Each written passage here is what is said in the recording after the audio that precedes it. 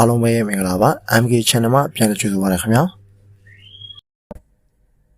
ဗီဒီယိုလေးမစခင်ကျွန်တော်ရဲ့ channel လေးကိုကျေးဇူးပြုပြီး like and subscribe လေးနှိပ်ပေးခဲ့ပါဦးအားလုံးပဲမင်္ဂလာပါ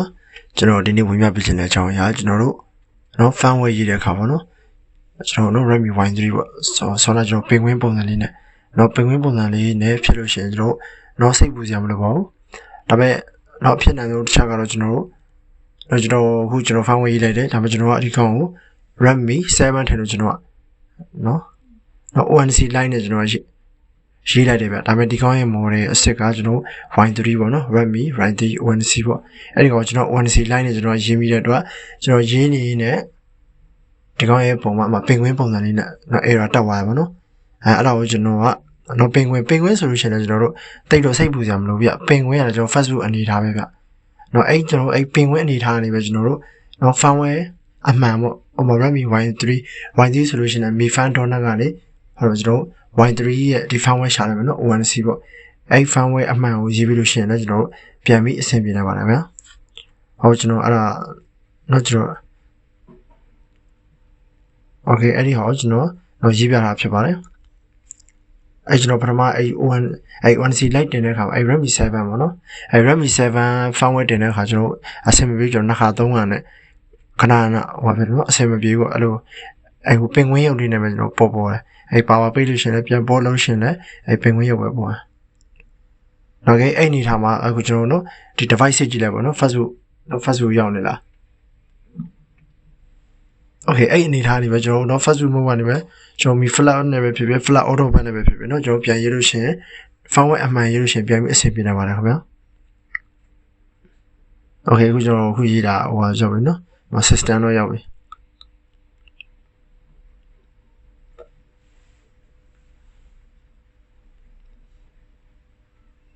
Okay system မှာတော့ခါကျရင်ကျွန်တော်ချားတယ်ဗျဒါပေမဲ့ကျွန်တော်Redmi Y3 ဆိုလို့ရှိရင်လည်းကျွန်တော်အမြဲတမ်းပေးချင်တာကျွန်တော် firmware ရေးမယ်ဆိုလို့ရှိရင် broader name ဆက်ပါကျွန်တော်ဖုန်းရဲ့ပုံစံ design တူတာနဲ့ကျွန်တော်တမျိုးတည်းမှတ်လို့မရပါဘူးเนาะသူနဲ့အဲ့ကိုက်မဲ့ဟာကိုတော့ကျွန်တော်ပို့ပြီးရွေးချယ်တင်ပါတယ်ကျွန်တော်ပထမဆုံးလုပ်တာကျွန်တော်official unlock လုပ်တယ်ပြီးလို့ရှိရင်ကျွန်တော်ဒီဒီ Facebook ကနေပဲကျွန်တော် flat လိုက်တာဖြစ်နိုင်မှာဆိုလို့ရှိရင်တော့ကျွန်တော် Mi account နဲ့အဲ့ official unlock down တဲ့အခါကျွန်တော် Find Device ကို off ထားပြီးပါနောက် Find Device off ထားလို့ရှိရင်ကျွန်တော် down လုပ်ရပါမယ်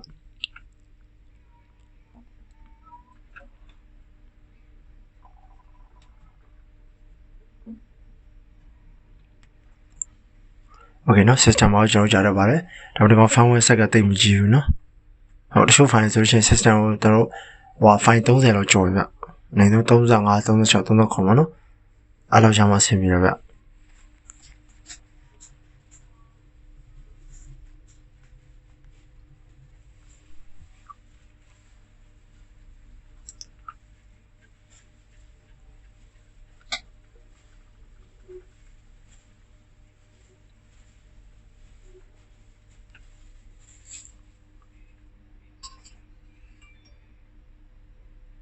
Okay เนาะကျွန်တော် system file ရင်းနေတော့9 byte ကျော်ပါပြီဗျ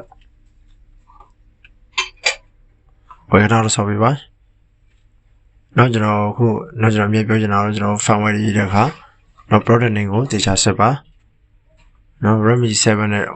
ချို့မျိုးတွေပေါ့Redmi 7ဆိုပြီးတော့ရေးလိုက်တဲ့အခါY3 ဖြစ်တဲ့အခါကျွန်တော်ဖြစ်တတ်ပါတယ်တက်ပါတယ်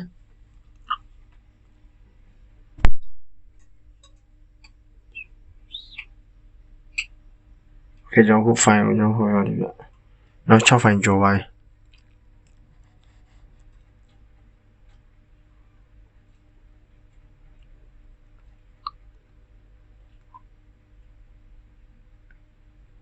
Okay နောက်တစ်ချို့ file ကြောင့်မြန်တယ်ဗျ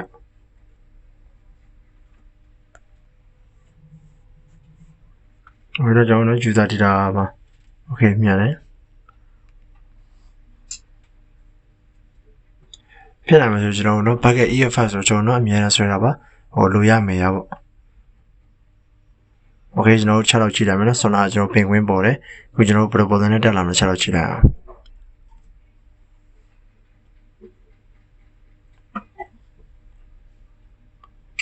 Okay ကျွန်တော်ထုတ်ကြည့်လိုက်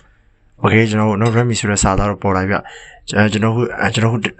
အမြဲပြောချင်တာကတော့ကျွန်တော်တို့ firmware တွေပဲရေးရခင်ဗျ Okay ကျွန်တော်ဥပမာ Redmi logo နဲ့ပြန်တက်လာပြီဆိုလို့ရှိရင်နော် power key ကိုပဲကျွန်တော်5 second ဖြစ်10 second ဖြစ်ဖိထားလိုက်ဗျနောက်တစ်ခါ reboot ပြန်ချပြီးတော့ဗောနော် Okay ကျွန်တော်နှိပ်ကြည့်လိုက်မယ်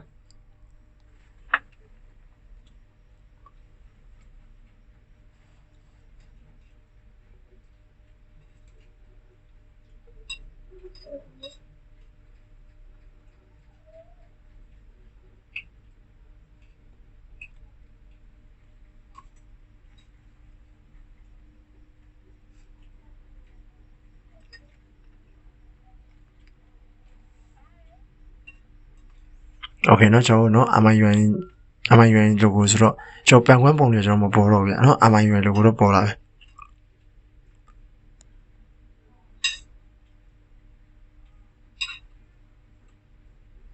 Okay เนาะ Redmi စာသားတော့ Okay ပေါ်လာပါမယ်ကျွန်တော် MIUI 11ဆိုပြီးတော့เนาะဒါဆိုလို့ရှိရင်ကျွန်တော်ပြန်ပြီးတော့အဆင်ပြေသွားပြီပေါ့နော်ပြီးလို့ရှိရင်ကျွန်တော်တို့အဲ့ဟာတွေ customer ကိုထည့်ပေးတက်လို့ရတယ်เนาะကျွန်တော်ပြောချင်တာကတော့ကျွန်တော် model လေးကိုချက်တော့ဆက်ပေးပါ product name ဖြစ်နိုင်ဆိုလို့ရှိရင်တော့ firmware တွေကိုကျွန်တော်ချိုးဆွဲသားနေတယ်ဗျချိုး China ဖြစ်ဖြစ်เนาะ China ကျွန်တော် global အခုကျွန်တော် global chain တော့မှဥမာ error တက်သွားတဲ့အခါ China ကိုပြန်တင်တဲ့အခါနည်းနည်းပြန်ဝင်ရပြန်ပြီးအဆင်ပြေတော့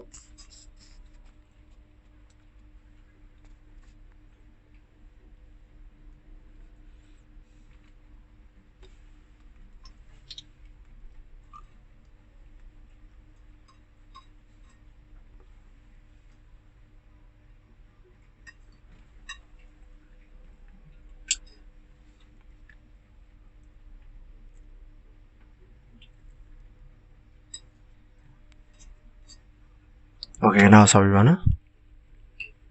Okay ဒါဆိုရင်ကျွန်တော်နော် Play Store ကျွန်တော်အဆင်ပြေသွားပါပြီကျွန်တော်ဒီလိုမျိုးဥပမာ Play Store သွားနေတဲ့အချိန်ကျတော့ရှင်ကျွန်တော်ဥပမာပေါ့ဖုန်း single ထည့်ထားရှင်ကျွန်တော်အားလေးချက်တော့ပြေးလိုက်ပါနော်ဘာလို့ကျွန်တော်ကဥပမာ internet ကိုကျွန်တော်ပြန်ဖွင့်ပြီးလုပ်တဲ့အခါကျရင် loading တက်တာကြာတတ်တယ်ကျွန်တော်ဆိုလို့ရှိရင်တော့အမြဲတမ်းကျွန်တော်အဲ့single ထည့်မဲ့နေတိုင်း single တော့မထုတ်ဘူးနော်ကျွန်တော်လီမြန်လေးတင်ထားလိုက်တယ် Okay ဒါဆိုလို့ရှိရင်ဆင်ပြေသွားပါပြီနောက် loading app တွေမှာကျွန်တော်နည်းနည်းကြာတတ်တယ်ဗျအဲ့တော့ချိုးကဥပမာပေါ့စိတ်ဒီပါတောင်းတော့ရလို့ရှိရင်နည်းနည်းပူတတ်တယ်ဗျနောက်ခဏတော့ဆောင်းပေးပါလည်းပါ